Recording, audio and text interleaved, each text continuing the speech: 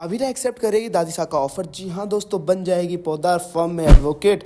जी हाँ दोस्तों, सीरियल ये रिश्ता क्या कहलाता है में आ चुका है धमाकेदार ट्विस्ट पर। ये सब होता कैसे हम आपको बताते हैं। जहाँ एक तरफ विद्या की शर्त मान के जब अरमान जा रहा होता है तो उसी वक्त पंडित जी आते हैं जो अर्थी का क्रियाक्रम करने के लिए आए हुए होते हैं। तो वहीं अब पीछे से दादी सा आती हैं और पोद्दार फैमिली का क्रियाक्रम करने के लिए बोलती हैं पंडित जी से। तो वहीं अब बोलते हैं विद्या की ये क्या कर रही हो मासा। जिसके बाद अब दादी सा बोलती है कि हम चाहे कितनी भी नफरत क्यों ना कर ले अरमान से, मगर अरमान को इस घर से जाने बोलना हम सपने में भी नहीं सोच सकते। मगर विद्या, इस लड़की के लिए नफरत तुम्हारी इतनी बढ़ गई कि तुमने अपने बेटे को ही पराया कर दिया। जहाँ विद्या के हाथ में दादी सा एक माला देती है जो फैमिली माला होती है और बोलती है कि अगर तुम चाहती हो कि ये फैमिली टूट जाए तो फिर इस माला को तोड़ दो या फिर इसे हमें पहना दो। और दादी सा बोलती है कि जल्दी फैसला लो विद्या।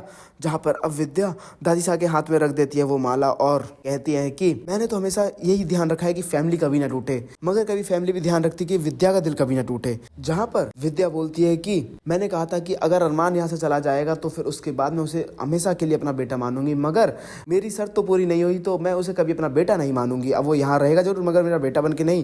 तो वहीं अब दादी साहब बोलते हैं कि क्या बकवास कर रही हो विद्या, तुम अरमान से प्यार करती भी थी या नहीं, या इतने सालों तक सिर्फ तुमने प्यार करने का ढोंग रचा है। हमने भी अरमान को दिल से अपनाया है पर कभी जाने को नहीं बोला। और अगर सोचो अगर अरमान की जगह रोहित होता तो भी ये रिश्ता टूट जाता। नहीं टूटता विद्या, नहीं टूटता। यहाँ पर विद्या तो रोते रोते वहां से चली जाती है। तो दूसरी तरफ अब रोहित और रूही वहां पहुंचते हैं। तो फिर उसके बाद विद्या अपनी दिल की बात बताती है और बोलती कि माधव जी का दादा बनने का सपना छीन लिया, मासा का परदादी बनने का सपना छीन लिया। मैं इतनी स्वार्थी नहीं थी मगर मेरा दादी बनने का भी सपना छीन लिया अभिरा ने। तो वहीं अब अपने सपनों का बोझ थमा दिया है रोहित के हाथों में कि तुम हमें इस घर का चिराग दोगे। रोहित, जहाँ पर अब रोहित कुछ बोलता नहीं तो विद्या बोलती कोई प्रॉब्लम है क्या। तो वहीं अब रोहित बोलता नहीं मुझे कोई प्रॉब्लम नहीं है। जहाँ पर अब रोहित और रूही पोद्दार हाउस का चिराग देने वाले हैं। तो वहीं दूसरी तरफ घर की पहली रसोई में दादी सा देती है अभिरा को पोद्दार फर्म को ज्वाइन करने का ऑफर। जहाँ पर संजय बिल्कुल भी नहीं चाहते कि अभिरा इस फर्म को ज्वाइन करे। तो वहीं दूसरी तरफ अब दादी सा ने तो इतना तगड़ा ऑफर दिया है कि भाई देखो तुम्हें जॉब तो करनी है ना, शादी के बाद भी तुम जॉब तो करना ही चाहती हो, कहीं ना कहीं जॉब करोगी तो फिर क्या दिक्कत है, अपने ही फर्म में कर लो, क्या दिक्कत आ रही है। इससे तुम्हें अरमान के साथ टाइम स्पेंड करने का भी मौका मिल जाया करेगा।